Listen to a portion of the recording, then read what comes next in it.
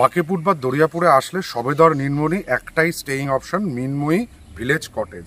সেই ভিলেজ কটেজটা কেমন, মানে কি কি অ্যামিনিটিস আছে, কি ফেসিলিটিস আছে, রুম কেমন, সেই সমস্ত কিছু তুলে ধরছি আপনাদের জন্য এই পর্বে। সো হ্যালো জনগণ, কেমন আছো তোমরা? আমি তোমাদের হোস্ট অর্পণ, আর সাথে ক্যামেরায় আপনাদের দোস্ত বরুণ। ট্রাভেলার্স ডায়েরির আরও একটা নতুন ভিডিওয়ে স্বাগত জানাই।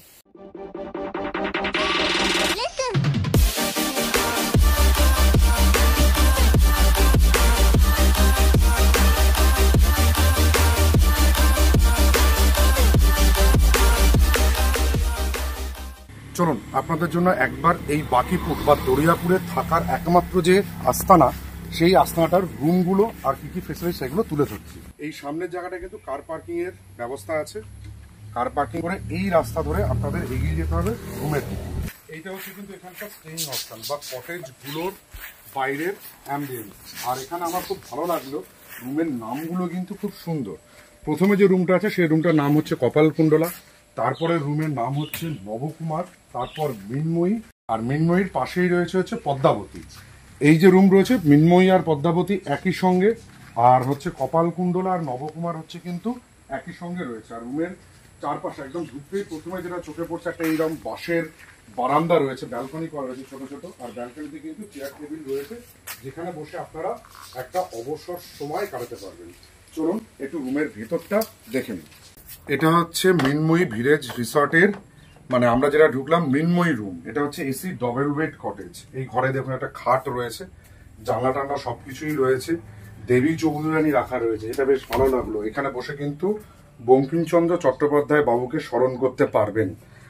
আর এসি যেহেতু বললাম রুম, এখানে এই যে স্প্লিট এসি রয়েছে, টিভি রয়েছে, আর এখানে অ্যাটাচ বাথরুমও রয়েছে। বাথরুমের ভেতরে কিন্তু সমস্ত মডার্ন অ্যামিনিটিস রয়েছে। ওয়েস্টার্ন WC মহারাজা সিট রয়েছে, hand shower, bathing area, geyser রয়েছে, বেসিনের ওপরে আয়না, সমস্ত কিছু কিন্তু গুছিয়ে পেয়ে যাবেন এই হোটেলে। চার্জিং সকেট, মশার ধূপ সমস্ত কিছু কিন্তু প্রোভাইড করা হয়েছে। আর একটা কথা আপনাদেরকে বলে রাখি, সেটা হচ্ছে এই মৃন্ময়ী আর হচ্ছে পদ্মাবতী, এই দুটো রুম হচ্ছে কিন্তু এসি ডবল বেডরুম। আর এই যে বাপাশে যে রুমগুলো দেখালাম কপালকুণ্ডলা, নবকুমার, এই দুটো রুম কিন্তু হচ্ছে এসি ট্রিপল বেড, মানে এখানে 3 জন বন্ধু আপনারা থাকতে পারেন। 6 জনের গ্রুপ হলে ওই দুটো রুম নিতে পারেন, 4 জনের গ্রুপ হলে এই দুটো রুম নিতে পারেন। আর এই যে রুমটার সামনে দাঁড়িয়ে আছি শ্যামা সুন্দরী, এই রুমটা কিন্তু হচ্ছে 4 বেড এসি কটেজ। এবার এখানে যে দাদা আছে, এই দাদার কাছ থেকে একবার শুনে নেবো যে এখানকার টেরিফ কিরাম আছে বা প্যাকেজ কি কি ওনারা প্রোভাইড করছেন, বা প্যাকেজ দিয়ে পার হেড কিরাম কি হতে পারে। আচ্ছা, খাওয়া দাওয়া নিয়ে আমাদের এখানে 1800 থেকে 2200 এই অবধি খাওয়া দাওয়া এবং থাকা, 4 বেলা খাওয়া দাওয়ার আসছে।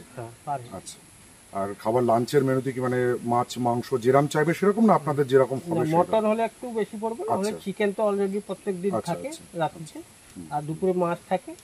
আর সকালে পরোটা খান, লুচি খান বা রুটি খান, তরকারি দিয়ে, মানে সেটা আপনাকে আর কি বলে দিতে হবে যে সকালে এটা রয়েছে। আর একটা জিনিস দেখুন, এই কটেজটা কিন্তু সিসিটিভি আওতায় রয়েছে, নিরাপত্তা সম্পূর্ণভাবে কিন্তু এনারা খেয়াল রেখেছেন। এখানে 10খানা সিসিটিভি আছে। আচ্ছা, টোটাল 10টা সিসি ক্যামেরা রয়েছে। এখানে বসার জায়গা, এই জায়গাটাতে কিন্তু আপনারা সন্ধ্যাবেলায় একটা মজলিস বা আসর জমিয়ে ফেলতে পারেন। আর এর সামনে যে জায়গাটা দেখা যাচ্ছে, এটা কিন্তু হচ্ছে এখানকার ডাইনিং কাম কিচেন এরিয়া।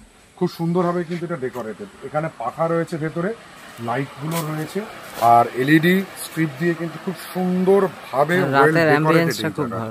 এবার চলুন ডাইনিংটা কিচেনটা ঝটপট দেখে নিন।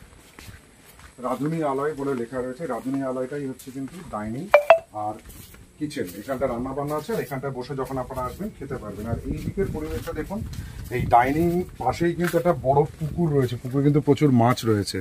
সত্যি মানে ভিলেজ রিসর্ট নাম যেরকম, ভিলেজের টাচ কিন্তু পাবেন। এক কথায় যদি আমি বলি, ভিলেজ রিসর্ট বলার থেকে এটা হচ্ছে ফার্ম হাউস বলাটা বেশি ভালো হবে। কারণ এই যে পুকুরের পাশে রয়েছে বসার জায়গা, আর তার পাশ দিয়ে যদি হেঁটে যান তাহলে কিন্তু নার্সারি রয়েছে। বেশ একটা দিন আপনাদের কিন্তু পরিবার বা প্রিয়জনের সঙ্গে খুব সুন্দরভাবে কেটে যাবে এই ভিলেজ রিসর্টটা।